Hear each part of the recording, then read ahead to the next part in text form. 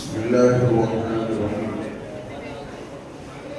الحمد لله الذي أنزل على عبده الكتاب ولم يجعل له عوجا، وتبارك الذي جعل في السماء بروجا وجعل فيها سراجا وقمرا منيرا، وأشهد أن لا إله إلا الله وحده لا شريك له، له الملك وله الحمد وأكبره تكبيرا، وأشهد أن سيدنا ومولانا محمدا عبده ورسوله الذي أرسل إلى الناس كافة بشيرا ونذيرا، وصلى الله تعالى عليه وعلى آله وأصحابه وأزواجه وذرياته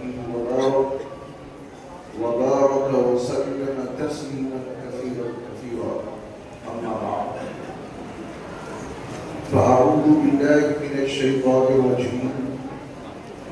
بسم الله الرحمن الرحيم.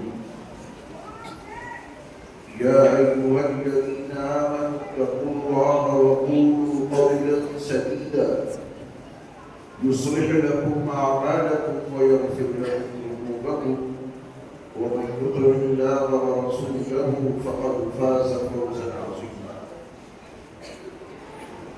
حضرات علماء کرام، ائمہ اعظام اور دینی اور اسلامی بھائیوں، عزیز طلباء اور پیارے بچوں، یہ ہماری اور آپ کی سعادت مندی اور خوش بختی ہے کہ آج ہم اور آپ الحمدللہ مدرسہ بیت العلوم کے سالانہ اجلاس میں شریک ہیں، جسے حفاظ کرام کی دستار بندی کے لیے منعقد کیا گیا ہے۔ اللہ تعالیٰ ہماری اور آپ کی اس حاضری کو اپنی بارگاہ میں قبول فرمائیں، اور ہم سب کی حاضری ہم سب کے گناہوں کی معافی کا ذریعہ ہے۔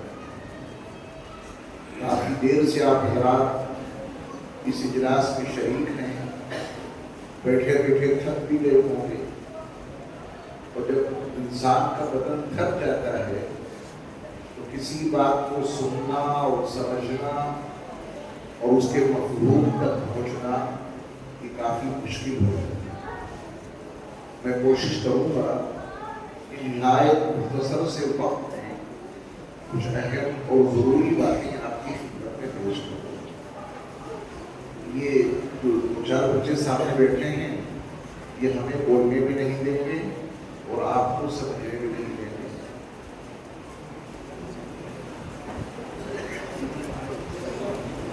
آپ ایک بات بتائیں کہ جب فجر کی نماز پڑھیں گے یا کوئی بھی نماز آپ ادا کرتے ہیں تو پہلی صف میں بچے ہوتے ہیں یا سمجھدار؟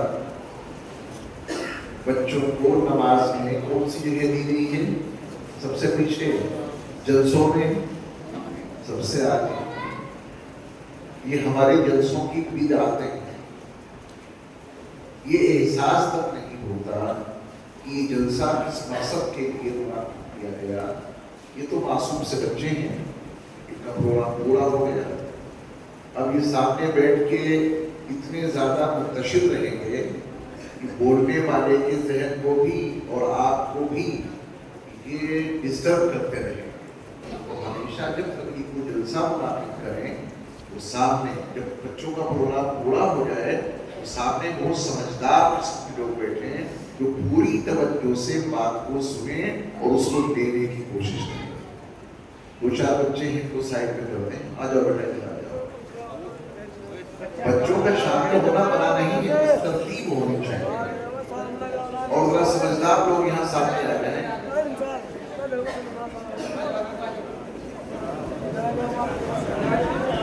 جب کبھی کوئی جلسہ منعقد کریں تو ہمیشہ یہی ترتیب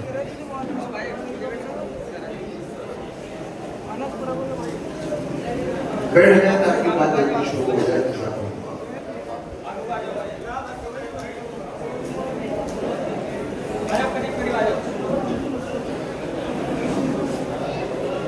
ماشاءاللہ، تشریف رکھیں۔ دیکھو جی، دو بچے اگر سنیں گے تو آپ کو یہاں بیٹھے رہنا دیا جائے گا، اور اگر آپ یہاں وہاں دیکھو گے یا باتیں کرو گے تو پھر آپ کو بھی صحیح میں کر دیا جائے گا۔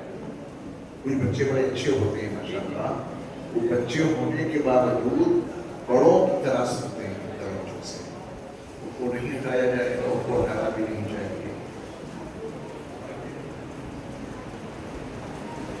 یہاں سائڈ میں ہوگا، سامنے ہی ہونا ضروری نہیں بچوں کا، بچے سائڈ میں ہو جائیں بہت کم، سکون سے بیٹھیں گے۔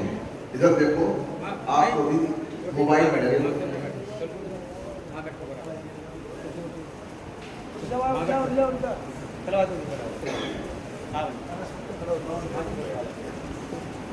اچھا ہی بچے تو معصوم ہوتے ہیں، اشاروں کو کیا ہوتا ہے، ان کی کوئی غلطی نہیں ہے۔ شاباش، بیٹھ جاؤ سائڈ میں۔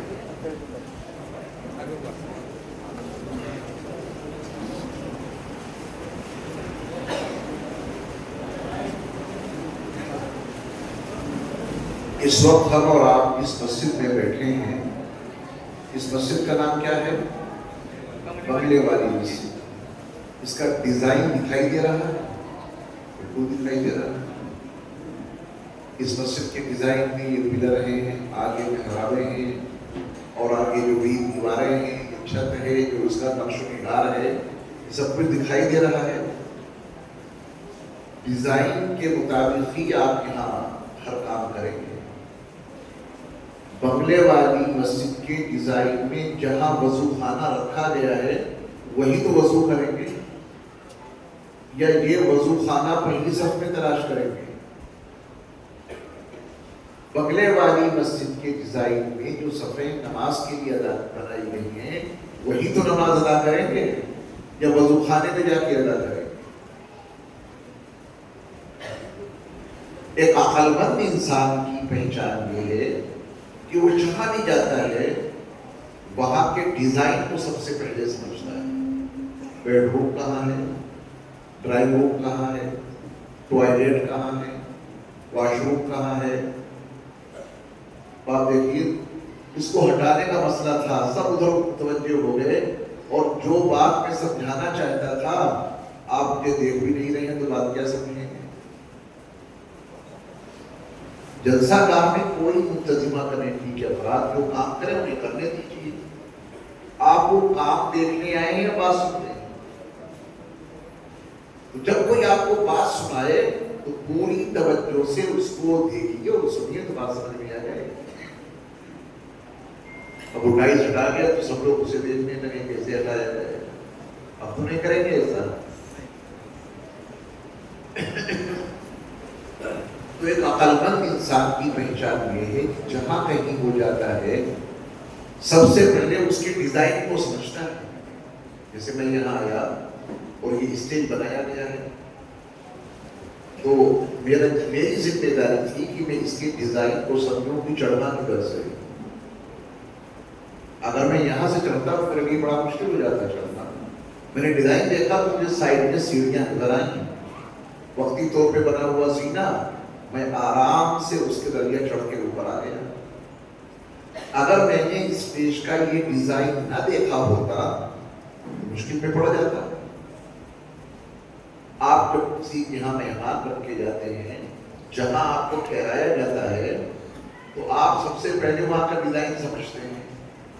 اس ڈیزائن میں آپ پوچھتے ہیں کہ صاحب ٹوائلٹ کدھر ہے، واش روم کدھر ہے، ساری باتیں معلوم کرتے ہیں۔ جب ڈیزائن معلوم ہو جاتا ہے تو وہاں رہنا آسان ہو جاتا ہے۔ ڈیزائن کو سمجھ لینے کے بعد کام کا کرنا بہت آسان ہو جاتا ہے۔ یہ دنیا جس میں ہم اور آپ رہ رہے ہیں اس کا ڈیزائن معلوم ہے آپ کو؟ جن لوگوں کو اس دنیا کا ڈیزائن معلوم ہے ان کے لیے اس دنیا میں رہنا بالکل مشکل نہیں، بہت آسان۔ اور جن کو اس دنیا کا ڈیزائن ہی نہیں معلوم وہ ہر وقت پریشان رہتے ہیں، ہر وقت مضطرب رہتے ہیں، ہر وقت ان کے دل میں پریشانی، ہر وقت ان کو احساس ناکامی کا، نامرادی کا، کیونکہ وہ اس دنیا کا ڈیزائن نہیں جانتے۔ تو ڈیزائن کے لیے مجھے صرف دو باتیں آپ کو سمجھانی ہیں تاکہ دنیا کا ڈیزائن سمجھ میں آ جائے۔ ایک صاحب ہے، ان کا نام ہے عبد الرحمن، فرض کر لیجیے کیا نام ہے ان کا؟ عبد الرحمن۔ اور بھائی عبد الرحمن نے اس دنیا کا ڈیزائن پوری طرح سمجھ لیا. اور ایک سچائی ہے کہ ڈیزائن وہی سمجھا سکتا ہے جو ڈیزائن کا بنانے والا ہے، وہی تو سمجھائے گا. یہ دنیا کا جو ڈیزائن ہے، یہ دنیا کا کوئی انسان تو سمجھا نہیں سکتا، کیونکہ یہ دنیا کسی انسان نے نہیں بنائی. دنیا کا ڈیزائن وہی سمجھائے گا جس نے اس پوری کائنات کو بنایا ہے. یہ زمین اور آسمان اور چاند اور سورج اور ستارے اور سیارے اور کہکشائیں اور بہتے ہوئے دریا اور ٹھاٹھے مارتے ہوئے سمندر اور جنگلات، یہ بے شمار جانور، پانی میں رہنے والے، خشکی پہ چلنے والے، فضاؤں میں اڑنے والے، یہ جو کچھ بھی ہے یہ ڈیزائن ہے دنیا کا. یہ ڈیزائن کون سمجھا سکتا ہے؟ جنہوں نے اس دنیا کو بنایا. اور ہم اور آپ دنیا میں رہ رہے ہیں، یہاں سکون کی زندگی گزارنے کے لیے یہاں کا ڈیزائن جاننا بہت ضروری ہے. اگر نہیں معلوم ہوگا تو ہر مدد میں پریشانیوں کا ہی سامنا کرنا پڑے گا. اس ڈیزائن کو میں قرآن مجید کی ایک آیت کے حوالے سے آپ کے ذہنوں میں اس کا مفہوم اتار دوں تاکہ بھائی عبد الرحمان والی مثال آپ قاعدے سے سمجھ سکیں. دیکھیے یہاں کے ڈیزائن میں جو سب سے اہم باتیں شامل ہیں ان میں سے ایک بات یہ ہے کہ وَإِن يَمْسَسْكَ اللَّهُ بِضُرٍّ فَلَا كَاشِفَ لَهُ إِلَّا هُوَ وَإِن يُرِدْكَ بِخَيْرٍ فَلَا رَادَّ لِفَضْلِهِ. سمجھو دنیا کا ڈیزائن. اللہ تعالیٰ اگر تمہیں کسی مصیبت میں مبتلا کرنا چاہے، اللہ جنہوں نے پوری دنیا بنائی ہے، دنیا کا ڈیزائن سمجھا رہے ہیں اور آپ کو، اللہ اگر تمہیں اس دنیا میں کسی مصیبت میں مبتلا کرنا چاہے تو تمام طاقتیں مل کر بھی تم سے اس مصیبت کو دور نہیں کر سکتی. سمجھ کے ڈیزائن. اور اگر اللہ تمہیں کسی بھلائی سے مالا مال کرنا چاہے تو دنیا کی تمام طاقتیں مل کر بھی وہ بھلائی تم سے چھین نہیں سکتی. وہ بھلائی تم تک پہنچ کر نہیں.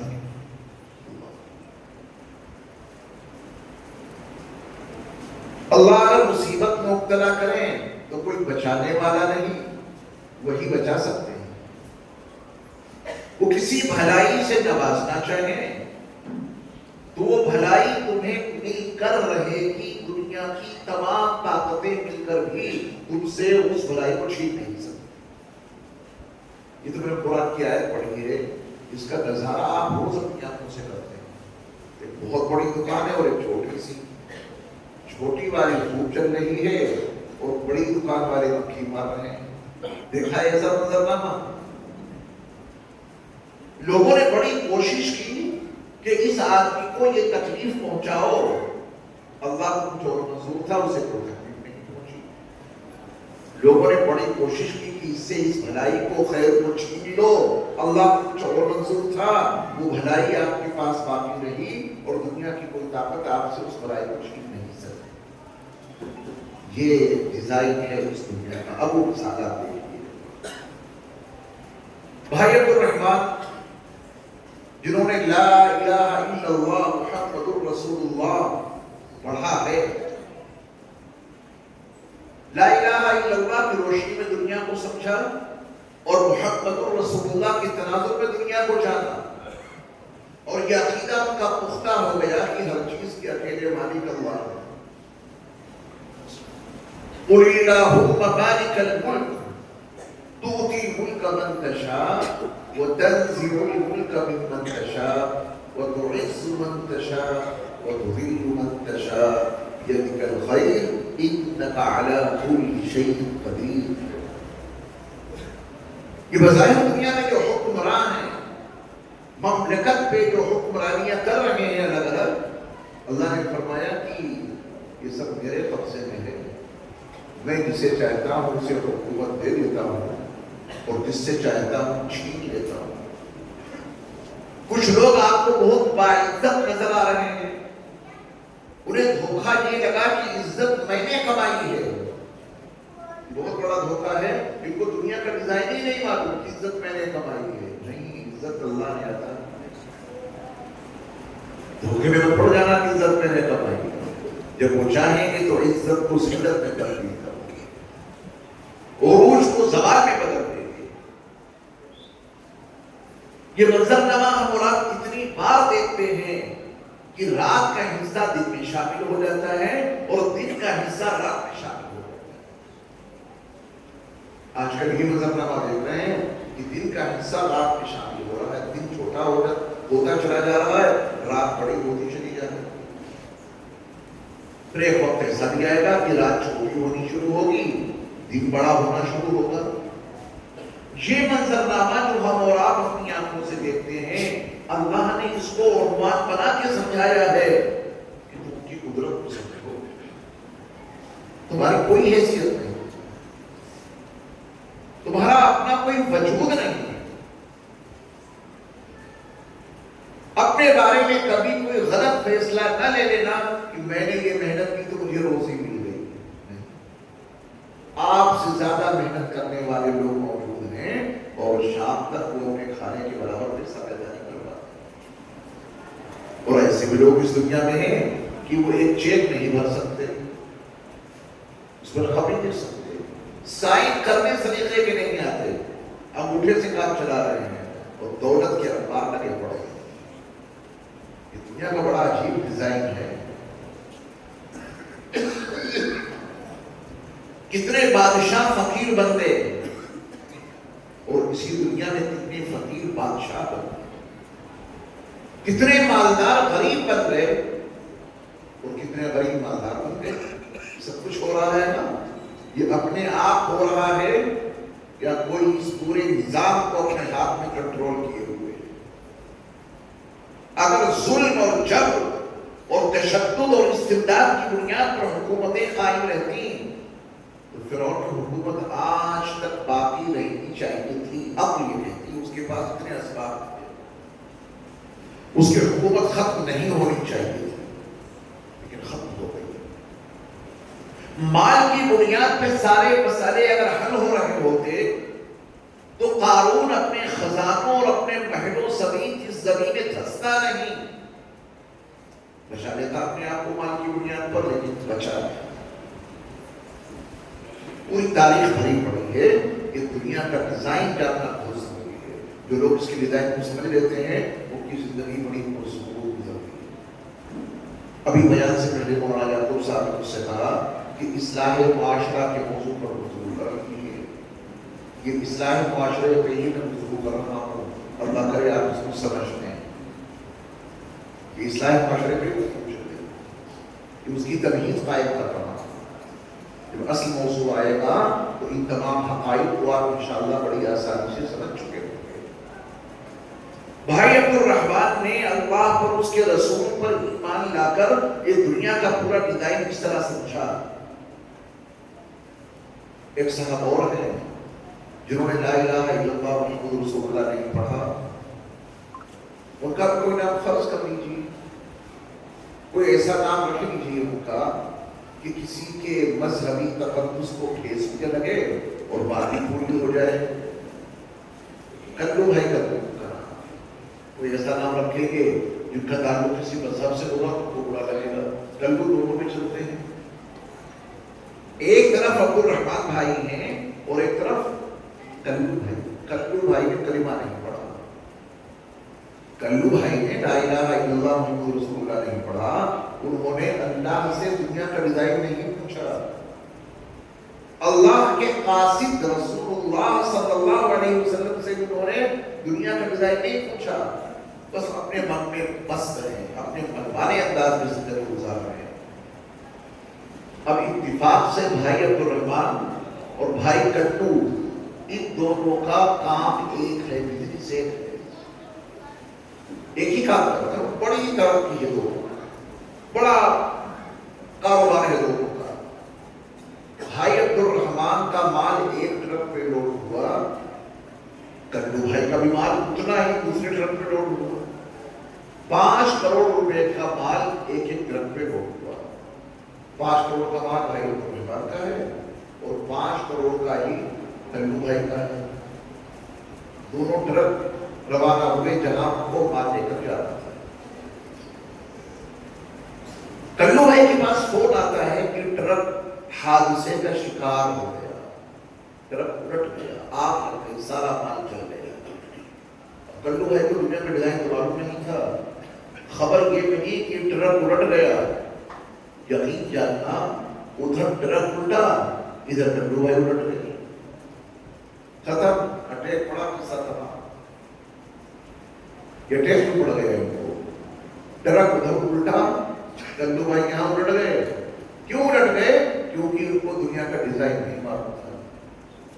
بھائی الرحمن کے پاس بھی اتفاق سے خبر پہنچی کہ جو مال آپ نے لوڈ کر کے بھیجا تھا، فلاں مقام پہ آپ کا ٹرک حادثے کا شکار ہوا، ٹرک بھی الٹ گیا، سارا آگ لگ گئی، سارا مال جل گیا۔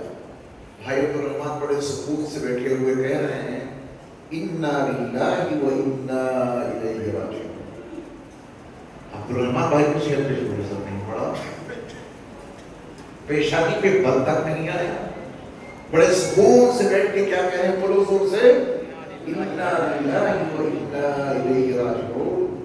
اس کا ترجمہ ہم خود اللہ کے لیے ہیں، آج ٹرک گیا ہے، ٹرک تو ٹرک رہا، تو ہمیں اللہ کے پاس جانا ہے۔ یہ دنیا کا ڈیزائن معلوم تھا۔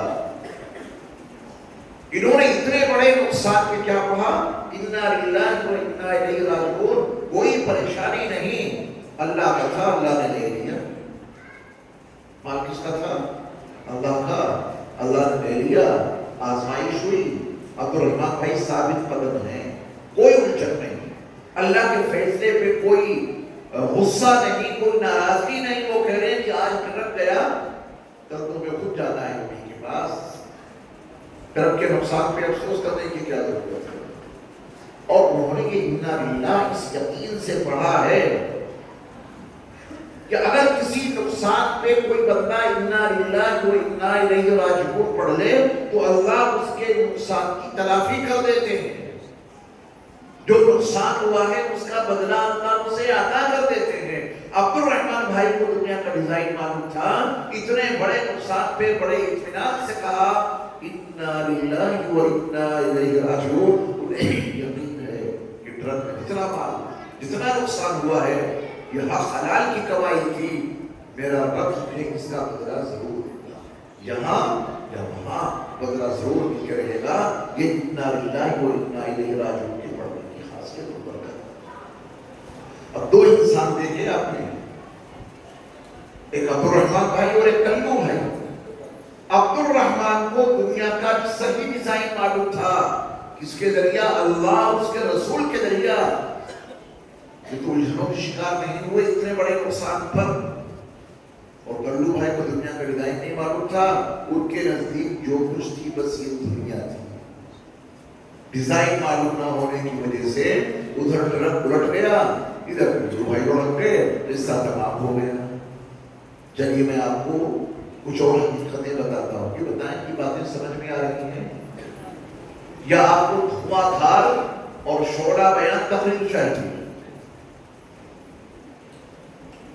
میں اس طریقے سے بات کو اس لیے سمجھاتا ہوں کہ شعلہ بیانی سے اور دھواں دھار تقریر سے امت کو فائدہ نہیں ہوتا ہے، باتیں دلوں میں اتر نہیں پاتی ہیں۔ اس لیے میں اکثر اپنے ایمان والے بھائیوں سے، بزرگوں سے، دوستوں سے بات چیت کرنے کے لیے کہتا ہوں کہ کچھ بات چیت ہم لوگ آپس میں شیئر کریں اور بات کو سمجھنے کی کوشش کریں۔ ہم اور آپ روزانہ سوتے ہیں، یقیناً سوتے ہیں، اور سونے کا آغاز آنکھوں کے بند ہونے سے، یا آنکھیں بند ہونے تو سو گئے۔ اور آنکھوں کا بند ہونا بھی ضروری نہیں، بعض لوگ سوتے ہیں، سونے کی حالت میں بھی ان کی آنکھیں کھلی رہتی ہیں مگر اس سے نظر کچھ نہیں آتا۔ آنکھیں کھلی ہوتی ہیں سونے کی حالت میں مگر پھر بھی دکھائی کچھ نہیں دیتا۔ چلیے سو گئے، سونے کے بعد بہت ممکن ہے کہ خواب دکھے، خواب دکھ جاتے ہیں، نہ جگہ کی قید، نہ علاقے کی قید، نہ وقت کی قید۔ آنکھ لگی سو گئے، بیٹھے بیٹھے سو گئے تو بیٹھے بیٹھے خواب نظر آ جاتا ہے۔ بات مطلب جب انسان سونے کے بعد کوئی خواب دیکھتا ہے انصاف سے بتانا، کیا خواب دیکھنے کے وقت اسے محسوس ہوتا ہے کہ میں خواب دیکھ رہا ہوں؟ خواب میں سے جو کچھ دکھتا ہے بس وہی ساری کائنات معلوم ہوتی ہے، وہ حقیقت معلوم ہوتی ہے۔ لیٹے اور خواب دیکھا کہ عمرہ کرنے جا رہا ہوں، ابھی پاسپورٹ ہے نہیں، پاسپورٹ بنوایا بھی نہیں، لیکن خواب میں بنایا کہ میرا پاسپورٹ، ٹکٹ ہو گیا، ویزا ہو گیا، امیگریشن ہو گیا، ہوائی جہاز سے پہنچ گئے جدہ، اور وہاں سے پھر مکہ مکرمہ، اور طواف ہو رہا ہے احرام کی حالت میں، مدینہ منورہ پہنچ گئے، بارگاہ رسالت ماوراء صاحب الصلوۃ والسلام نے وہ صلوۃ والسلام پیش کر رہے ہیں سورہ حجاجوں کے سامنے کھڑے ہو کر۔ یہ جو بھی آپ خواب دیکھتے ہیں، اپنے کسی خواب کو یاد کیجیے اس وقت کہ میں نے ایسا کوئی خواب دیکھا تھا، تو انصاف سے بتانا، خواب دیکھتے وقت کیا یہ محسوس ہوتا ہے کہ میں خواب دیکھ رہا ہوں؟ بالکل نہیں۔ پوری اصلی دنیا معلوم ہوتی ہے، اس خواب کی حقیقت کب کھلتی ہے؟ جب یہ آنکھ کھل جاتی ہے۔ اس خواب کی حقیقت کب معلوم ہوتی ہے؟ بند آنکھوں کے کھلنے کے بعد۔ اچھا خاصا خواب دیکھ رہے تھے، کسی نے جگا دیا، بڑا غصہ آتا ہے، میاں خوابی مکمل ہو جانے دیتے، تم نے بڑی جلدی جگا دیا۔ جب خود بیدار ہو گئے تو بڑا افسوس ہوا کہ کتنا اچھا میں خواب دیکھ رہا تھا، اور آنکھ کھل گئی۔ آنکھ کھلتے ہی پتہ چلا کہ نہ کوئی پاسپورٹ ہے، نہ کوئی ٹکٹ ہے، نہ کوئی ہوائی جہاز، نہ میں نے عمرہ کیا، نہ احرام باندھا، نہ مدینے کی حاضری میں تو اپنے بستر پہ پڑا ہوا۔ یہ حقیقت کب معلوم ہوئی؟ جب بیدار ہوئے۔ یہ سچائی ہے۔ یہ خواب تو وہ ہے جو ہم اور آپ ان آنکھوں کے بند ہونے کے بعد دیکھتے ہیں، اور آنکھوں کے کھلنے کے بعد اس خواب کی حقیقت معلوم ہو جاتی ہے۔ یہ خواب اور ہے، اب اس کو سنیے گا پوری توجہ سے۔ وہ خواب ان کھلی آنکھوں سے دیکھا جاتا ہے، وہ خواب کی حالت میں دیکھا جاتا ہے کھلی آنکھوں سے۔ جو کچھ ہم اور آپ دیکھ رہے ہیں اس کی کیا حقیقت ہے؟ ڈیزائن سمجھو، یہ زمین اور آسمان اور چاند اور سورج اور ستارے اور سیارے، دنیا جہان کی ساری کائنات، اسی کو سب کچھ سمجھ لیا۔ اگر خواب دیکھنے والا، سونے کی حالت میں خواب دیکھنے والا اپنے اس خواب کو سب کچھ سمجھ لے، آنکھیں کھلنے کے بعد اس کی حقیقت کچھ بھی نہیں، کتنا افسوس ہوتا ہے۔ آپ یقین جاننا، کھلی آنکھوں سے جو کچھ ہم دیکھ رہے ہیں، یہ بھی ایک ایسا خواب ہے جس کی حقیقت آنکھوں کے بند ہونے کے بعد معلوم۔ یہ خواب کھلی آنکھوں سے دیکھ رہے ہیں، اس کی حقیقت کب کھلے گی؟ جب آنکھیں بند ہو جائیں۔ اب دو خواب ہو گئے، ایک خواب دکھتا ہے آنکھوں کے بند ہونے کے بعد، حقیقت معلوم ہوتی ہے آنکھیں زور سے بولو کھلنے کے بعد۔ ایک خواب وہ ہے جو دکھائی دیتا ہے کھلی آنکھوں کے ساتھ، اس کی حقیقت معلوم ہوگی آنکھوں کے بند ہونے کے بعد۔ اسے سب کچھ سمجھ رکھا تھا نا کہ کچھ بھی کام نہیں آئے گا۔ محلات، تجارت، کارخانے، بینک بیلنس، آل اولاد، یہ کام آئے گی۔ اس خواب میں تو سب کچھ دکھائی دے رہا ہے کہ ہمارے کام آئے گا، ہمارے کام کی چیز ہے۔ ابو لہب کو کھلی آنکھوں سے خواب دکھا تھا کہ میرا مال میرے بہت کام آئے گا، میری اولاد میرے بہت کام آئے گی۔ تبت یدا ابی لہب وتب ما اغنی عنہ مالہ وما کسب۔ خواب میں جو مال اور اولاد اپنے لیے مفید سمجھ رہا تھا، وہ کام آئی اس کے خواب غلط ثابت ہو گیا۔ ایسے ہی ہم نے اور آپ نے اس دنیا میں خواب کی حالت میں جن چیزوں پہ بھروسہ کر رکھا ہے، حقیقت کب معلوم ہوگی؟ جب یہ آنکھیں بند ہو جائیں۔ خواب کو بکھرنے میں کتنا وقت لگتا ہے؟ آپ خواب دیکھ رہے ہیں، کسی ملک کا سفر کر رہے ہیں، شاپنگ مال میں یہ خرید رہے ہیں، وہ خرید رہے ہیں، سالہ سال گزر جاتے، شادی تک ہو جاتی ہے خواب میں۔ 10 سال 15 سال ایسا محسوس ہوتا ہے کہ ہم نے اتنا سارا وقت گزارا ہے۔ اس خواب میں جو آپ نے محل دیکھا، سونے کی حالت میں اس خواب میں آپ نے عالیشان قسم کی گاڑیاں دیکھی، مرد دیکھے، عورتیں دیکھی، بڑے بڑے شاپنگ سینٹر دیکھے، ٹرینیں دیکھی، ہوائی جہاز دیکھے، خواب میں سب کچھ دیکھا. اس سب کو بکھرنے میں ٹائم کتنا لگا؟ کوئی دیر لگی بکھرنے میں؟ آنکھ کھلی سب بکھر گیا. نہ کوئی محل ہے، نہ کوئی گاڑی ہے، نہ کوئی ہوائی جہاز ہے، نہ بیوی، نہ بچے، نہ دوست، نہ احباب.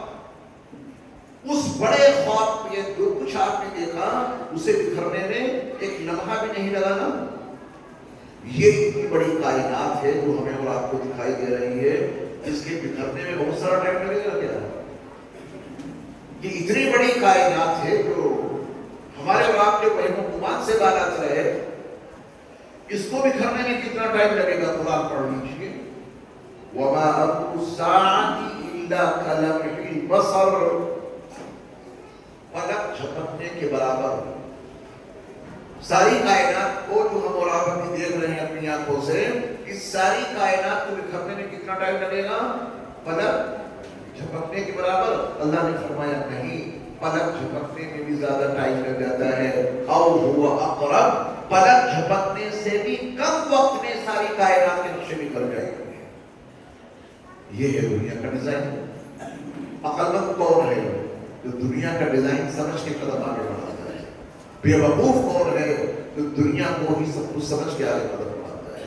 وہ بھول چکا ہے کہ جو کچھ ہم دیکھ رہے ہیں ہمارے رب کے نزدیک ایک مچھر کے پر کے برابر بھی اس کی حیثیت نہیں ہے. ہم نے بلا وجہ میں ہر چیز کو بڑی حیثیت دے رکھی ہے اور بڑی اہمیت دے رکھی ہے. جب یہ پورے خواب کا نقشہ بکھرے گا تو پورے خواب کا یہ بیداری کے عالم میں دیکھا جانے والا خواب، اس کا نقشہ بکھرنے میں کتنا ٹائم لگے گا؟ پلک جھپکنے کے برابر. فرمایا نہیں، اور ہوا اقرب، پلک جھپکنے میں بھی ٹائم زیادہ لگ جاتا ہے، اس سے بھی کم وقت میں یہ ساری کی ساری کائنات بکھر کے رہ جائے. اگر یہ کچھ نقشہ اتنی دیر میں آپ نے سمجھا، ڈیزائن سمجھا، تو پھر اپنے سماج، اپنے معاشرے کو، اپنے گھر کو، اپنی اولاد کو، اپنے مال کو اس نظر سے دیکھنا جو نظر اللہ اس کے رسول نے عطا کی ہے. اپنی نظر سے دیکھو گے تو دھوکہ کھا جاؤ گے، جسے کلو بھائی دھوکہ کھا گئے. عبد الرحمن بھائی کو دھوکہ نہیں لگا، انہیں معلوم تھا کہ کائنات کا ذرہ اللہ کے لیے ہے، وہ سکون سے ہیں. کلو بھائی کو دنیا کا ڈیزائن نہیں معلوم تھا، وہ ایک خبر سے لڑوں پہ قصہ تمام ہو گیا ان کا. میرے ایمان والے بھائیوں، ہم اور آپ اس دنیا میں پرسکون زندگی کیسے گزار سکتے ہیں؟ اس کی پہلی کڑی شرط یہ ہے کہ دنیا کا ایک ڈیزائن ان سے سمجھ لو جنہوں نے اس دنیا کو بنایا. جہاں کہیں دقت ہو، اسی لیے اللہ نے اپنے آخری رسول حضرت محمد صلی اللہ علیہ وسلم کو بھیجا اور انہوں نے ہمیں اور آپ کو ایک ایک چیز سمجھا دی، کہیں کوئی کسر نہیں رکھی. مسجد میں روزانہ آتے ہیں الحمدللہ 5 وقت، لیکن کتنے لوگ ہیں جن کو مسجد کا ڈیزائن معلوم ہے؟ اور کوئی معلوم ہے کہ بنگلے والی مسجد کے پلر پہ اور ٹائل کے ذریعے سے بڑا خوبصورت مینار بنا دیا گیا ہے. یہ بڑا ڈیزائن دکھائی دے رہا ہے، یہ تو کوئی بھی دیکھ سکتا ہے. ذرا مسجد کا ڈیزائن نبی کی نظر سے دیکھو. میں بھی دکھا رہا ہوں، دیکھیں گے اس مسجد کو آپ کب سے دیکھ رہے ہیں، روز آتے جاتے ہیں، لیکن آج ذرا بنگلے والی مسجد کا ڈیزائن اپنے نبی کی نظر سے دیکھو. رب کعبہ کی قسم، داخل ہونے نکلنے کا انداز بدل جائے گا. ڈیزائن تو معلوم ہو، یہ ڈیزائن تو بکھر سکتے ہیں. 100 سال کے بعد دوسری مسجد دوسرے انداز سے بنا دی جائے گی اسی مقام پر. یہ پلر کی چھت کب تک باقی رہے گی؟ 200 سال کے بعد ڈیزائن بدل جائے گا. لیکن میرے مصطفیٰ نے بھی ڈیزائن بتایا ہے. اللہ کے گھروں کا وہ ڈیزائن کبھی نہیں بدل سکتا اور وہ ڈیزائن کبھی بکھر نہیں سکتا. بنگلے والی مسجد کے دروازے کتنے ہیں؟ اس سے آپ یہاں آتے ہیں، کتنے دروازے ہیں؟ گیٹ 2، ایک وہ سامنے اور ایک یہ. انہی 2 گیٹوں سے آپ آتے اور جاتے ہیں. یہ ڈیزائن آپ کو معلوم ہے؟ چلیے اچھی بات ہے، معلوم ہے. لیکن وہ ڈیزائن نہیں معلوم نبی نے بتایا. اگر ان دونوں گیٹوں کو بند رکھا گیا، نماز کے وقت میں کھولا نہیں گیا، تو آپ کدھر سے آئیں گے بننے والی مسجد میں؟ پھر آپ فون کریں گے مؤذن صاحب کو، یا جن کے پاس اس مسجد کے تالوں کی چابیاں رہتی ہیں، آپ نے فون کریں گے صاحب نماز کا وقت ہو گیا ہے اور مسجد کے دونوں دروازے بند ہیں. یہ جس مادے کے دروازے ہیں، لوہے کے ہیں لکڑی کے ہیں دروازے؟ لوہے کے ہیں. چلیے لوہے کے دروازے بند ہیں، جن کے پاس چابی ہوگی وہیں تو اسے کھولیں گے. آپ انہیں کو یاد کرو گے نا، یا کوئی نیا سوال کر کے اندر آؤ گے، دیوار توڑ کے اندر آؤ گے؟ نہیں، دروازے بند ہیں، دونوں لوہے کے دروازے ہیں، آنکھوں سے دکھ رہے ہیں، اندر داخل ہونے کا کوئی موقع نہیں. تو آپ ان کو فون کریں گے، بلائیں گے صاحب دروازہ کھولوا کے مسجد کا، دروازے تو بند ہیں، اندر کیسے جائیں؟ ایک سچائی ہے، یہ نقشہ آپ کو دکھائی دے رہا ہے. مؤذن صاحب نے دروازہ کھول دیا، آپ اندر آئے، اندر بہت سارے دروازے ہیں. اندر آنے کے بعد دروازے کی آنکھوں سے نہ مجھے دکھائی دیں گے نہ آپ کو. اس لوہے والے گیٹ کے اندر دروازے ہیں، اس والے لوہے والے گیٹ کے اندر سے جب آپ آئیں گے اندر تو یہاں بہت سارے دروازے ہیں، لیکن وہ دروازے لوہے کے نہیں ہیں، وہ دروازے اسٹیل کے اور لکڑی کے نہیں ہیں، پلاسٹک کے نہیں ہیں، وہ سارے دروازے رحمت کے ہیں. کس کے دروازے ہیں؟ رحمت کے ہیں. بند ہیں. آپ یہ ڈیزائن سمجھو اپنے نبی سے. یہ لوہے والے دروازے بند تو آپ کو مؤذن صاحب یاد آئے کہ صاحب کھولیے. اور رحمت والے دروازے، کیا اس کی چابیاں بھی مؤذن صاحب کے پاس ہیں؟ اور رحمت کے دروازوں کی چابیاں رحمت والے کے پاس ہیں. اب اسے پکارنا پڑے گا اور اسے آواز دینی پڑے گی. اگر آپ نے اس رحمت والے سے اس کی رحمت کے دروازے کھلوا لیے، آپ یقین جاننا رحمت کے دروازوں سے داخل ہو کے وہ رحمت والا آپ کے دامن کو رحمتوں سے بھر دے گا. آپ رحمتیں لے کے یہاں سے واپس جائیں گے. اور اگر وہ رحمت کے دروازے اندر کھلوائے ہی نہیں تو جیسے آئے تو ویسے چلے جائیں گے. اب آپ بتائیں مجھے، یہ ڈیزائن سمجھ میں آیا؟ مسجد والا ڈیزائن، ایک وہ لوہے کے دروازے ہیں، وہ ان آنکھوں سے ڈیزائن دکھتا ہے. اندر کا جو ڈیزائن ہے وہ نبی نے دکھایا ہے، وہ اللہ رسول کے بغیر دیکھا ہی نہیں جا سکتا. اللہ نے اپنے نبی کو بتایا، نبی نے اپنی امت کو بتا دیا کہ دروازے سے اندر رحمت کے دروازے ہیں، اپنے اللہ سے وہ کھلوا لینا. اور اس کو کھلوانے کے لیے پہلے آپ کو ان کا نام لینا پڑے گا. کس کا نام لینا پڑے گا؟ جن کی رحمت کے دروازے ہیں ان کا نام لینا پڑے گا اور کہنا پڑے گا بسم اللہ. کہو بسم اللہ. اور ابھی بھی دروازہ کھولنے کی گزارش مت کرنا. جن کے صدقے میں یہ پورا نظام عبادت ملا، وضو کیا نبی کے طریقے پر، مسجد میں نماز پڑھیں گے نبی کے طریقے پر، یہ پورا نظام عبادت کس کے ذریعہ ملا؟ رسول اللہ صلی اللہ علیہ وسلم کے ذریعہ ملا ہے. تو جن کے گھر میں آ رہے ہو ان کا نام لو، اور جن کے صدقے میں پورا نظام عبادت ملا ہے ان پہ صلاۃ و سلام بھیجو. اندر بعد میں آ، یہ باہر کی بات کر رہا ہوں. اس والے لوہے والے گیٹ سے آپ آئے، مسجد یہاں سے شروع ہوتی ہے. جہاں پہ آپ چپلیں اتار دیتے ہیں وہاں سے مسجد شروع ہوتی ہے. یہیں پہ رحمت کے وہ دروازے. آگے قدم مت بڑھا دینا، رحمت کے دروازے بند ہیں اور کھلوانے ضروری ہے کیونکہ رحمت لینے کے لیے آئے ہیں. وہاں کھڑے ہو کے پہلے ان کا نام لو جن سے گزارش کرنی ہے کہ میرے لیے آپ رحمت کے دروازے کھول دو، کھول دیجئے. تو پہلے ان کا کیا کریں گے؟ نام لیں گے. کیا کہا آپ نے؟ بسم اللہ. اور یہاں جو کچھ کام کریں گے اپنی مرضی سے کریں گے کہ نبی کے طریقے کے مطابق، نبی کے طریقے کے مطابق عبادت انجام دیں گے. پورا نظام عبادت جن کی تعلیمات کے نتیجے میں ہمیں اور آپ کو ملا ہے ان پر صلاۃ و سلام بھی وہیں پڑھو. کہیے بسم اللہ. آواز نہیں نکل رہی، کھانا نہیں کھایا ہوگا. بسم اللہ والصلاۃ والسلام علی رسول اللہ. وہیں پڑھنا. اللہ کے نام سے داخل ہوگا اور صلاۃ و سلام ہو اللہ کے رسول پر، یہ دو کام کر لیں گے، اب دروازہ رحمت والا آپ کے لیے کھول دے گا۔ کھلوانے کے لیے پکارو کو، اللہم، اے اللہ۔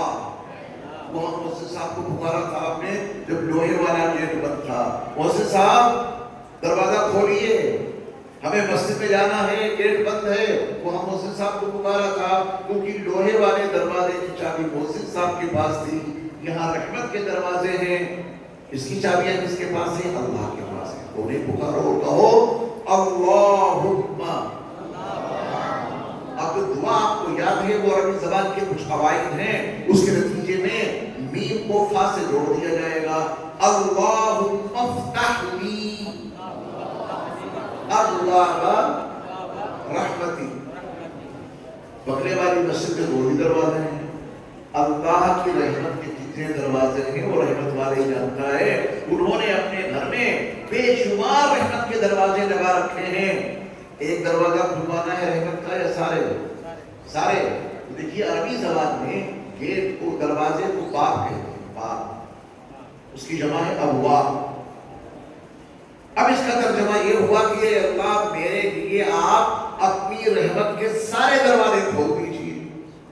ہمیں نہیں معلوم کتنے دروازے ہیں آپ کی رحمت کے، لیکن جتنے بھی آپ نے بنائے ہیں وہ سارے دروازے میرے لیے رحمت کے، اپنی رحمت کے سارے دروازے میرے لیے کھول دیجیے۔ تو اللہ نے بلایا اس لیے تھا کہ یہاں آپ کی آواز لگاؤ، تمہارے لیے تمہارے رب رحمت کے دروازے کھول دیں گے۔ اب آپ کس میں داخل ہو رہے ہیں؟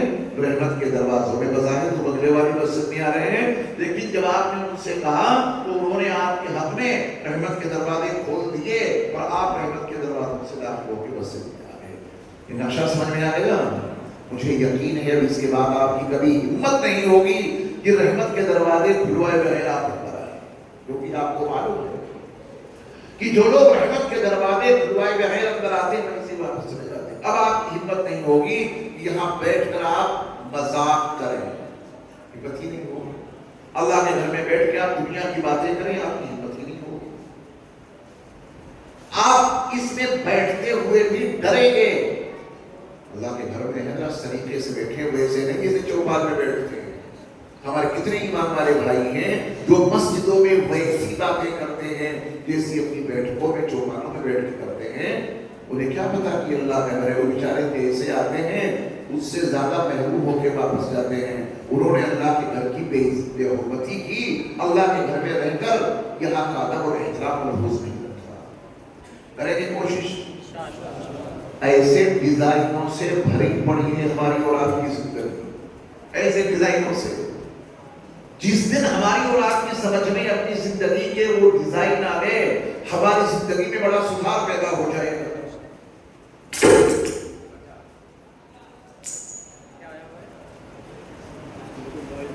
تو اب آپ کوشش کریں گے کہ جب بھی مسجد میں داخل ہوں گے، یہ آپ کا ٹیسٹ تھا۔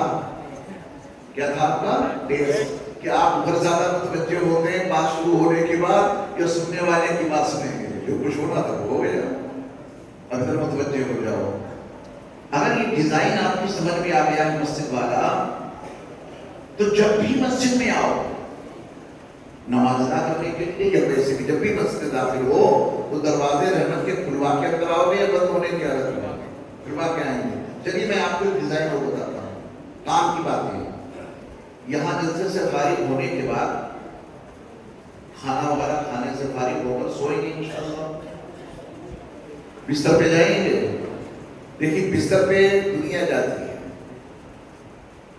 ہر شخص سوتا ہے، انسان تو انسان، جانور بھی سوتے ہیں۔ جب آپ بستر پر جائیں تو کیسے جائیں اس کا ڈیزائن سمجھیے آپ۔ سرور کائنات صلی اللہ علیہ وسلم کا فرمان ہے، عائشہ نے کہ جو شخص باوضو ہو کے بستر پہ آئے، اور آج سے اس کو گرہ میں باندھ لو کہ انشاءاللہ باوضو ہو کے ہی بستر پہ جانا ہے، کہیں بھی بڑے فائدے ہیں اس کے، اتنے طبی فوائد، میڈیکل سائنس کے حوالے سے اتنے فائدے ہیں وضو کر کے سونے کے کہ اگر ان کو بیان کیا جائے تو گھنٹوں لگ جائیں گے اس میں۔ طبی فائدے بھی بہت ہیں، رسول اللہ صلی اللہ علیہ وسلم کی سنت ہے تو اس نیت سے وضو کرنا ہے. وضو کر کے بستر پہ گئے, لیٹ گئے. اللہ تعالیٰ ایک فرشتہ آپ کے لیے مقرر کر دیں گے. وہ فرشتہ آپ کے سامنے رات گزارے گا. سونے کے بعد جیسے ہی آپ کی آنکھ کھلے گی, جیسے ہی آنکھ کھلے گی, وہ فرشتہ فوراً اللہ سے آپ کے لیے دعا کرے گا, یا اللہ اس بندے کی مغفرت کر دیجئے کیونکہ یہ باوضو ہو کے بستر پہ آیا. کریں گے کام؟ آج سے تہیا کر دو. زندگی میں نور آ جائے گا, سکون مل جائے گا, آنکھوں کو نور, دل کو سرور مل جائے گا, زندگی کا صحیح لطف آ جائے گا. اگر ہم اور آپ اپنی زندگی رسول اللہ صلی اللہ علیہ وسلم کی سنتوں کے مطابق گزارنے والے بن جائیں, ترکے تو دیکھیے کتنا مزہ آتا. دو کام کوئی چل کر اس راہ پر بھی دیکھے, کتنی حسین ہے راہیں, کتنا حسین سفر.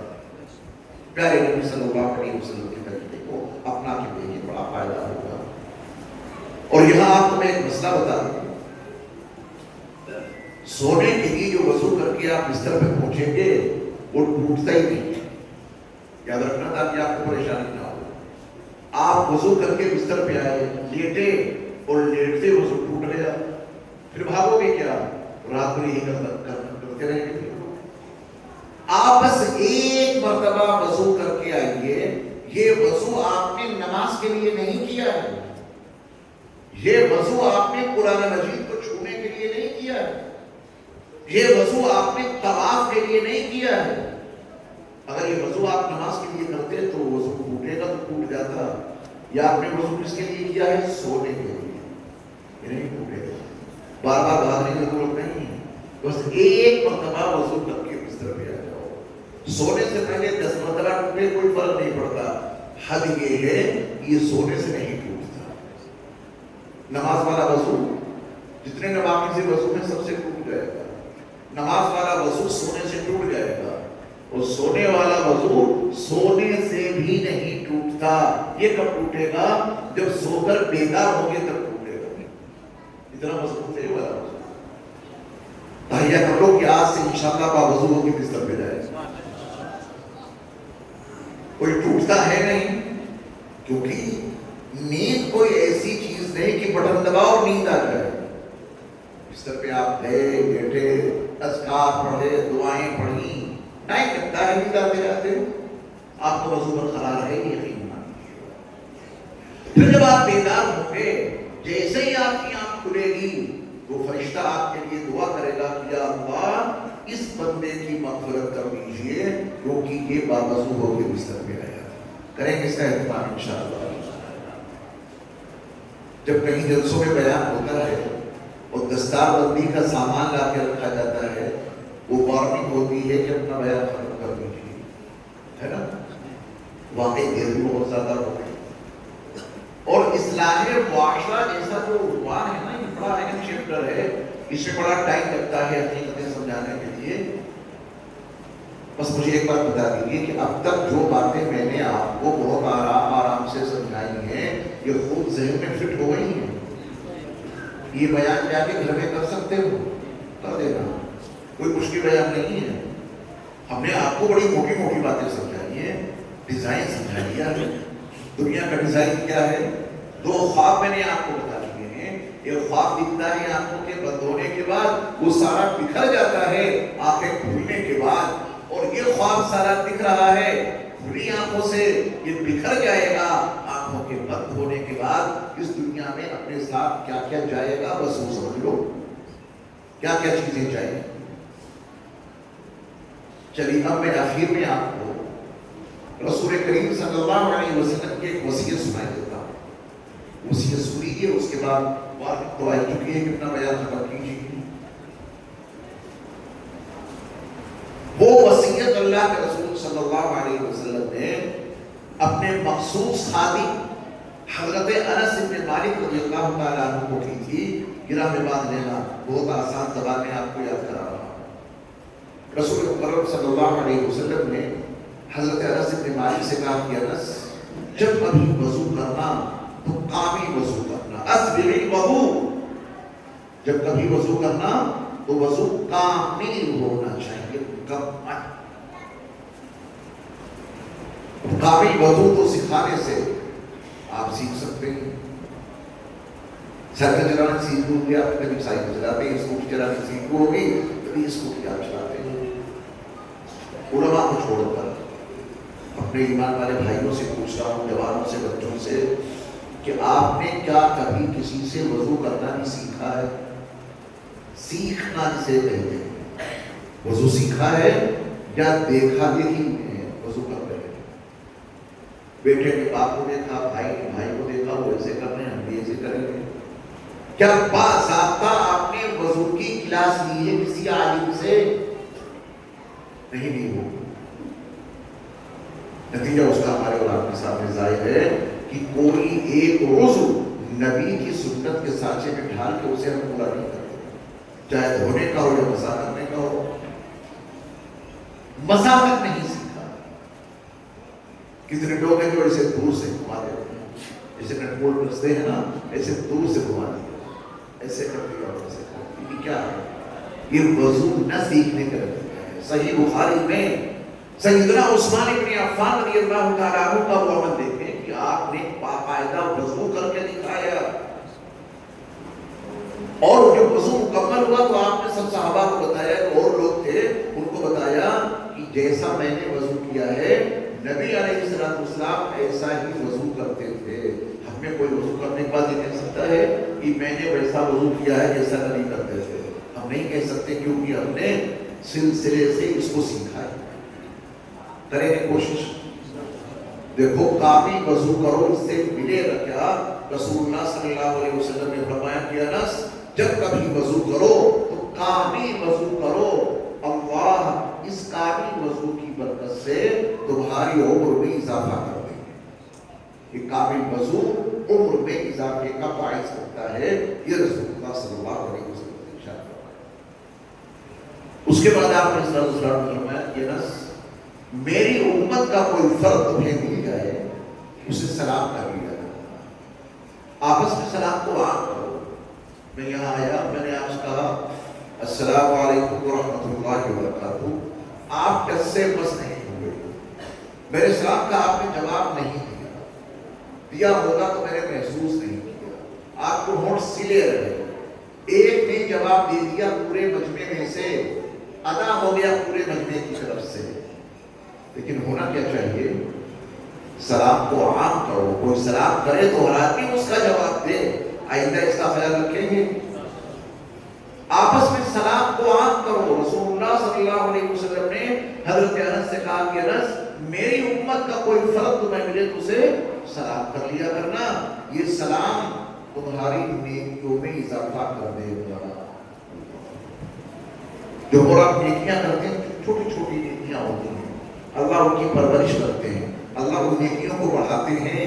یہ سلام نیکیوں کو بڑھانے کا بنیادی ذریعہ ہے۔ آپس میں ایک دوسرے کو خوب سلام کیا کرو، اس سلام سے تمہاری نیکیوں میں اضافہ ہوگا۔ اس کے بعد رسول اللہ صلی اللہ علیہ وسلم نے فرمایا کہ انس جب اپنے گھر میں جایا کرو تو گھر والوں کو سلام کیا کرو، جانوروں کی طرح گھر میں نہیں داخل ہونا، نبی کی طریقے پر گھر میں داخل ہونا ہے۔ جب گھر میں جائیں تو گھر میں داخل ہونے کی دعائیں، اور اس کے بعد جب اہل خانہ کے قریب پہنچیں تو گھر والوں کو سلام کریں، السلام علیکم ورحمۃ اللہ وبرکاتہ۔ آج سے اس کو عمل میں شامل کر دیجیے۔ ابھی جب یہاں سے فارغ ہو کے اپنے گھروں میں جائیں گے تو گھر والوں کو سلام کریں گے انشاءاللہ۔ بھی آپ ہلکی مری مری آواز سے کہہ رہے ہیں، پختہ ارادہ نہیں عمل کرنے کا، کیا کریں گے؟ سلام ملے گا کیا اس سے؟ کروڑوں درود و سلام ہو نبی مکرم صلی اللہ علیہ وسلم کی ذات گرامی پر۔ آپ نے فرمایا کہ انس جب گھر میں جایا کرو تو گھر والوں کو سلام کر لیا کرو، اس کی وجہ سے تمہارے گھر میں خیر پیدا ہو، خیر آئے گی، بھلائی آئے گی۔ آج ہمارے گھروں میں خیر کہاں ہے؟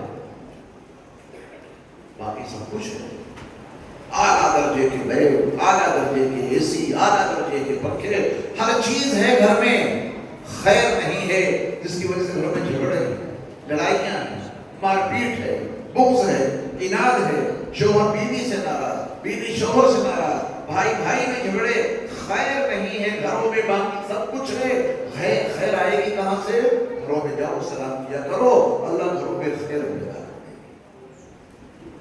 بلکہ ایک نکتہ میں آپ کو بتا دوں، جس مذہب کو ہم نے اور آپ نے قبول کیا ہے اس کی تعریف تو یہاں تک ہے کہ اگر گھر میں آپ داخل ہوئے اور آپ کو معلوم ہے کہ گھر میں کوئی نہیں ہے، آپ نے اپنے ہاتھ سے اپنا کمرہ بند کیا، تالا لگایا، جلسے میں آ گئے اور یہاں سے جا کے آپ تالا کھولیں گے، آپ کو خوب معلوم ہے کہ اندر کوئی نہیں ہے، اسلام کہتا ہے پھر بھی سلام کرو۔ آپ کو معلوم ہے گھر میں کوئی نہیں ہے، کمرے میں کوئی نہیں ہے، پھر بھی سلام کرو۔ جس مذہب کی یہ تعلیم ہو کہ جس گھر میں کوئی نہیں وہاں بھی سلام کرو، اور جہاں گھر میں ماں باپ بھائی بہن سب موجود ہیں تو انہیں تو بدل یہ ہونا سلام کرنا ہوگا۔ اور یہ تو ہمارا احساس ہے کہ کمرے میں کوئی نہیں، اسلام کہتا ہے کہ سلام کرو، وہاں وہ مخلوق موجود ہے جو تمہیں آنکھوں سے دکھائی نہیں دے رہی ہے، اسے سلام کرتے رہو، پریشانیوں سے محفوظ رہو۔ گھر خالی ہو یا بھرا، ہر حال میں کیا کرنا ہے؟ سلام، اس سے گھر میں خیر آئے۔ اس کے بعد رسول اللہ صلی اللہ علیہ وسلم نے فرمایا کہ انس، چاشت کی نماز نہ چھوڑنا، کیونکہ تم سے پہلے اتنے نیک لوگ گزرے ہیں کہ ان کا دل کھا رہا ہے، تو بھی اس کے اوپر پابندی سے کرنا۔ چاشت کی نماز آپ جانتے ہیں۔ آخری وصیت آپ علیہ السلام نے فرمایا کہ انس، اپنے چھوٹوں پر رحم کرتے رہنا۔ اسلامی معاشرت کے والے سے سنیے گا، اپنے چھوٹوں پر رحم کرتے رہنا اور اپنے بڑوں کا احترام کرتے رہنا۔ سماج میں کچھ چھوٹے ہوتے ہیں، کچھ بڑے ہوتے ہیں، بڑوں کو حکم ہے چھوٹوں پر شفقت کرو، چھوٹوں کو حکم ہے اپنے بڑوں کا احترام کرو۔ نبی علیہ السلام کی وصیت اور پانچ اور آخری وصیت ہے کہ انس، اپنے چھوٹوں پر رحم کرتے رہنا اور اپنے بڑوں کا احترام کرتے رہنا۔ اگر تم نے یہ کام کر لیا تو کل میدان محشر میں تم ہمارے ساتھیوں میں اور ہمارے رفیقوں میں شامل ہو جاؤ گے۔ کل میدان محشر انسانوں کا کتنا جب میں رفیق، اور ہر انسان یہ چاہے گا کہ سامنے کوثر کی رخ زیبا کی زیارت ہو جائے، ہر انسان کی تمنا ہوگی شافع محشر صلی اللہ علیہ وسلم کا نورانی چہرہ دکھ جائے، ہم ان کے قریب پہنچ جائیں، سب کی تمنا ہوگی، لیکن ان کے قریب پہنچے گا کون؟ ان کے ساتھیوں میں شامل کون ہوگا؟ ان کے رفقا میں داخل کون ہوگا؟ آپ علیہ السلام اس کا رسول دنیا میں بتا دیا کہ اپنے چھوٹوں پر رحم کرتے رہو، اپنے بڑوں کا احترام کرتے رہو، کل قیامت کے دن تم ہمارے ساتھیوں میں، ہمارے رفیقوں میں شامل ہو جاؤ گے۔ کریں گے اس کا اہتمام انشاءاللہ۔ اللہ مجھے اور آپ کو کہنے سننے سے کہیں زیادہ عمل کی توفیق عطا فرمائے، اور اس ادارہ بیت العلوم کو خوب ترقیات سے مالا مال فرمائے۔ مولانا یعقوب صاحب کو مزید ہمت، طاقت، قوت عطا فرمائے تاکہ یہ مزید دینی خدمات کو انجام دے سکے۔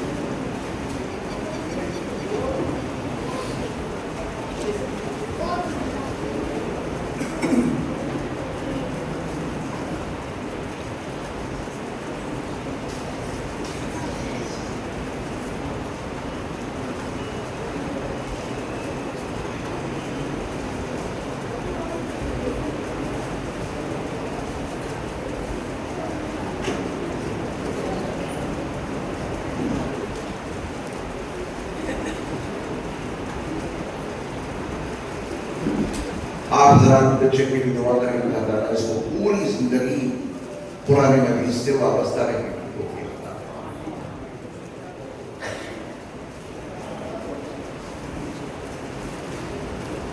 اب دعا کر لیں، کریں گے دعا؟ دعا کا قبلہ بتا دیجیے، میں دعا کرایا دیتا ہوں۔ دعا کا قبلہ امت کو نہیں، اور اس کے نتیجے میں زندگیاں گزر رہی دعا مانگتے ہوئے۔ لیکن غلط طریقے سے. سبق یاد کر لیجیے.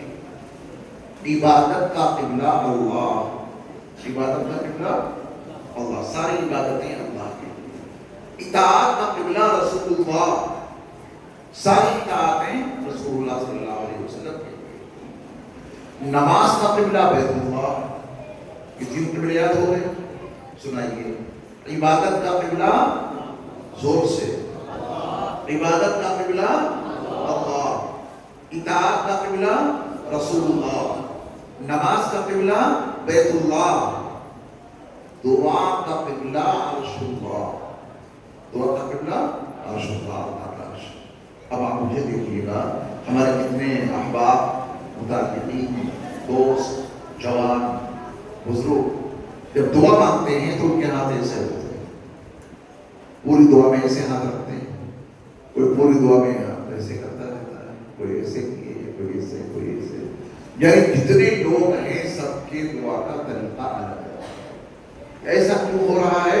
کیونکہ ان کو دعا کا قبلہ نہیں رہا. دعا کا قبلہ عرش اللہ ہے. جب کبھی دعا مانگو تو آپ کے ہاتھوں کی ہتھیلی عرش الہی کی طرف، آسمان کی طرف رہنی چاہیے. کریں گے اس کا اہتمام انشاءاللہ. ایک کام آپ لوگ بہت اچھا کرتے ہیں، اس کی تعریف کرنی پڑے گی. جو غلط ہے وہ غلط، جو صحیح ہے وہ صحیح. ایک کام آپ لوگ بہت اچھا کرتے ہیں، پوری دعا میں ہاتھ ایسے رکھیں، پوری دعا میں ایسے کرتے رہے، اور جب دعا پوری ہوتی ہے کہ اللہ ہماری تمام دعا کو قبول فرما، تو آپ لوگ اپنے ہاتھوں کی ہتھیلیاں اپنے چہرے پہ رکھ دیتے ہیں. یہ والا کام آپ اچھا کرتے ہیں نا. لیکن ایک بات سوچیے کہ جب آپ نے پوری دعا میں ہاتھ ایسے رکھے تو آپ کی ہتھیلیوں میں آیا کیا ہے جسے آپ خوش رہے ہیں؟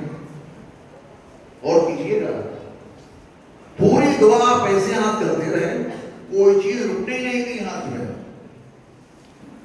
پھر اخیر میں کیا ضرورت آپ کو پیش آ گئی کہ آپ نے ہتھیلیوں کو اپنے چہرے پر رکھنے، کیا ضرورت پیش آ گئی؟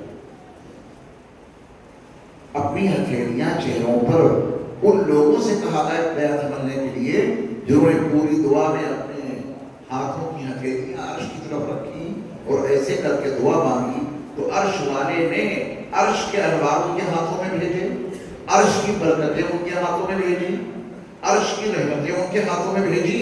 اب انہیں حکم ہے کہ اب ان ہاتھوں کو پیروں کے تلوے میں مت ملنا، اب ان ہتھیلیوں کو گھٹنوں میں مت رگڑنا. تمہارے ہاتھوں میں عرش سے بہت کچھ آیا ہے، اب ان ہتھیلیوں کو اپنے چہروں پر مت لو تاکہ وہ انوار تمہارے چہرے میں آ جائے. پوری دعا ہاتھ ایسے رکھے اور اخیر میں ایسے کر رہے ہیں. دیکھو یہ ہمارے اور آپ کے جو ہاتھ ہے نا، یہ فقیر کا برتن ہے. کیا ہے یہ؟ فقیر کا برتن. کیرانی میں جتنے بھی فقیر ہیں بڑے سمجھدار ہیں. جب کسی کے ہاں بھیک مانگنے جاتے ہیں تو اپنی فقیری کا برتن، کشکول، کاسے، گدائی سیدھا رکھتے ہیں یا الٹا؟ اگر الٹا کر کے جائیں آپ کے پاس کہ صاحب اس میں کچھ دے دو تو آپ ناراض ہو جائیں گے. یہ تو ہماری توہین کر رہا ہے، بڑا بے ادب فقیر ہے، برتن سیدھا رکھنے کی بجائے الٹا برتن کر کے ہم سے مانگ رہا ہے. آپ کو غصہ آئے گا. اللہ نے وہ فقیری کا برتن ہماری اور آپ کی باڈی میں جوڑ دیا. دن ہو یا رات، صبح ہو یا شام، اکیلے ہو یا مجمع میں، جب چاہو اپنی اللہ سے مانگو، اپنا برتن سیدھا کر. کریں گے کوشش پاس رکھنے کی خاطر سے. تو یہ بات آپ تک ہی محدود رہے گی یا پورے کیرانے میں آپ اس کی دعوت دیں گے، پورے کیرانے میں اس کی تبلیغ کریں گے؟ ابھی کچھ دنوں پہلے کہیں میرا بیان تھا دلی میں، وہاں علماء بھی تھے، تو میں نے یہ بات جب ان کو سنائی تو ایک مفتی صاحب نے اپنی مسجد میں جا کے یہ سبق سنایا اور اس کو ریکارڈ کر کے مجھے بھیجا کہ آپ نے جو پیغام امت مسلمہ تک پہنچانے کی ذمہ داری ہمیں دی تھی، وہ ذمہ داری ہم نے پوری کر دی. دعا کرنے کا طریقہ اور یہ چاروں قبلے ہم نے اپنے تمام نوادیوں کو سکھا دیے. اس کی ویڈیو میرے پاس بھیجی ہوئی ہے. تو ایسے اگر آپ فکر لیں تو انشاءاللہ امت کی بہت بڑی بیماری ختم ہو جائے گی. جس کو دیکھو ایسے کر کے دعا مانگ رہا ہے، یہ نبی کا طریقہ ہے ہی نہیں. کم سے کم دعا کے وقت حالت ہی ایسی بنا دو جو مانگنے والوں میں اس کی حالت ہوتی ہے. یہ مانگنے والوں کی حالت اپنی عاجزی ظاہر ہو، اپنی فقیری ظاہر ہو. ایسے کر کے کوئی کہے گا کہ بندہ کچھ مانگ رہا ہے، مانگنے والے مانگنے کے وقت میں ہاتھ ایسے نہیں رکھتے، مانگنے والے مانگنے کے وقت میں ہاتھ ایسے نہیں رکھتے، مانگنے والے مانگنے کے وقت میں ہاتھ ایسے رکھتے ہیں۔ اور آپ کو اللہ کی بارگاہ کے فقیر ہیں، تو اللہ کی بارگاہ میں یہ فقیر اپنا کاسے کدائی اٹھا کیوں کیے پڑے ہیں؟ اپنی فقیری کا برتن اٹھا کیوں کر رکھا ہے؟ ایسے مانگو کہ ان کو ترس آ جائے۔ حضرت ابو ہریرہ رضی اللہ تعالیٰ عنہ کو بھول کی بیماری تھی، کچھ یاد نہیں رہتا تھا، نبی کی بارگاہ میں آئے، اپنی پریشانی بیان کی، آپ نے فرمایا کہ ابو ہریرہ چادر اتارو، یہاں بچھاؤ۔ انہوں نے اپنی چادر بچھائی، آپ نے ان کے لیے اللہ سے کچھ مانگا، اللہ نے ان کے لیے عرش سے نبی کے ہاتھوں میں وہ چیز بھیج دی، اور نبی نے ایسے کر کے ان کی چادر پہ ڈال دی۔ فرمایا کہ ابو ہریرہ یہ چادر اٹھاؤ اور اپنے سینے سے لگاؤ۔ انہوں نے چادر اٹھائی اور اپنے سینے سے لگائی۔ ان کا بیان ہے اس کے بعد پھر میں کبھی کچھ بھول نہ سکا، جو سنا وہ ہمیشہ کے لیے یاد رہا۔ عرش سے بہت کچھ آتا ہے، مانگو تو ایسے کرتے، جو آیا اسے گرا رہے ہیں، وہ بات میں اچھے کے چہرے پر پہنچ رہے ہیں۔ بات قائم سمجھ میں آ رہی؟ اس کی تبلیغ کرنا، دعوت دینا، سب سے پہلے گھر والوں کو ٹھیک کرنا، بیگم کو، بیٹی کو، بیٹوں کو۔ یہ آج ہم بیت العلوم کے سالانہ جلسے سے جہاں اور بہت ساری باتیں سیکھ کر کے آئے ہیں عمل کے لیے، ہم یہ بھی سیکھ کے آئے ہیں دعا کیسے مانگی جائے، دعا کا قبلہ کیا ہے۔ گھر میں محنت کرو گے، مسجدوں میں محنت کرو گے، انشاءاللہ پورے کہلانے والوں کو دعا کے وقت میں دعا کا قبلہ یاد آئے گا، اور اس صحیح قبلے کے ساتھ میں دعا مانگیں گے۔ بہتر ہے سب لوگ مل جل کے محنت کریں گے۔ دین اسی کا نام ہے، جو بات معلوم ہو جائے اسے آگے بڑھاؤ، جو بات یاد ہو جائے اسے دوسروں کو سکھاؤ۔ ایسے ہی یہ دین مکے سے اور مدینہ سے چل کے ہمارے اولاد کے پاس آ گیا، لوگوں کی دعوت اور تبلیغ کے نتیجے میں۔ ہم نے باتیں بتانی بند کر دی، ہم اپنا سبق کسی کو بتاتے ہی نہیں، محنت ہی نہیں کرتے۔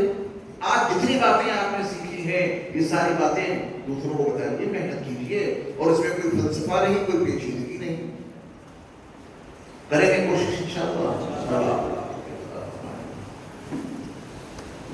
الحمدللہ رب العالمین والصلاة والسلام علی سید المرسلین وعلی آلہ واصحابہ اجمعین۔ یا اللہ ہمارے گناہوں کو معاف فرما دیجیے، یا اللہ ہماری جملہ سیئات کو حسنات سے مبدل کر دیجیے، یا اللہ ہم سب کے قلوب کو اپنے نور سے منور کر دیجیے، یا اللہ ہمارے ظاہر کو اور ہمارے باطن کو پاک اور صاف کر دیجیے، یا اللہ ہم سب کے نفوس کا تزکیہ اور ہم سب کے روحوں کا تزکیہ فرما دیجیے، یا اللہ ہم سب کو اپنے محبوب اور مقبول بندوں میں داخل اور شامل فرما دیجیے، یا اللہ اس پورے مجمع پر خصوصی رحمتوں کا برکتوں کا نزول کر دیجیے، یا اللہ اس پورے مجمع پر خصوصی نظر کرم ڈال دیجیے، خصوصی نظر رحم ڈال دیجیے، یا اللہ ہم سب کو اپنے دین کی خدمت کے لیے زندگی قبول فرمائیے، یا اللہ ہم سب کو ایمان پر خاتمہ نصیب فرمائیے، قبر کے تمام سوالوں کے جواب ہم سب کے لیے آسان کر دیجیے، یا اللہ قبر کی تنگیوں سے ہم سب کی حفاظت فرمائیے، میدان محشر کی وحشت ناکیوں سے ہم سب کو محفوظ فرمائیے، یا اللہ اپنے عرش کا سایہ ہم سب کو عطا فرمائیے، یا اللہ اپنے محبوب نبی صلی اللہ علیہ وسلم کی زیارت اور آپ علیہ السلام کی شفاعت سے ہم سب کو مالا مال کر دیجیے، یا الہی اپنے محبوب نبی صلی اللہ علیہ وسلم کے نورانی ہاتھوں سے ہم سب کو جامع کوثر عطا فرمائیے، یا اللہ جو بیمار ہیں ان کو شفا عطا فرمائیے، جو پریشان حال ہیں ان کی پریشانیوں کو دور فرمائیے، جو مقروض ہیں ان کے قرضوں کی ادائیگی کے لیے تمام اسباب غیب سے مہیا کر دیجیے، یا اللہ جو بے اولاد ہیں ان کو نیک اور صالح اولاد عطا فرمائیے، یا اللہ جن کی اولاد نافرمانی پر آبادہ ہے اسے فرمانبردار بنا دیجیے، یا اللہ اس نافرمان اولاد کو اس کے والدین کی آنکھوں کا نور اور دل کا سرور بنا دیجیے، یا اللہ جن احباب نے ہم سے دعاؤں کے لیے کہا ہے یا لکھا ہے یا ان کا ہم پر حق ہے یا وہ ہم سے توقع رکھتے ہیں، میرے مولا ان کی تمام جائز مرادوں کو غیب سے پورا فرما دیجیے، یا اللہ اس دینی ادارے کو بیت العلوم کو خوب ترقیات سے مالا مال فرمائیے، یہاں کے اساتذہ، یہاں کے طلباء، یہاں کے محتمین، یہاں کے جملہ معاملین، یا اللہ سب کی جان مال عزت آبرو کی حفاظت فرمائیے، اس ادارے کی جملہ ضروریات غیب سے پوری فرمائیے، یا اللہ ہم سب کو اپنے محبوب اور مقبول بندوں میں داخل اور شامل فرما دیجیے، یا اللہ جو کچھ منگا ہے وہ بھی عطا فرمائیے، جو مانگنا چاہیے تھا اور نہیں مانگ سکے وہ بھی اپنے کرم سے ہم سب کو رحمت کر دیجیے، یا اللہ ہماری تمام دعا کرم سے اپنے محبوب نبی صلی اللہ علیہ وسلم کے صدقے اور فیض میں قبول و منظور فرمانے کے لیے وصلی اللہ تعالی علی خیر خلقہ محمد و آلہ و اصحابہ اجمعین برحمتک یا ارحم الراحمین۔ السلام علیکم ورحمۃ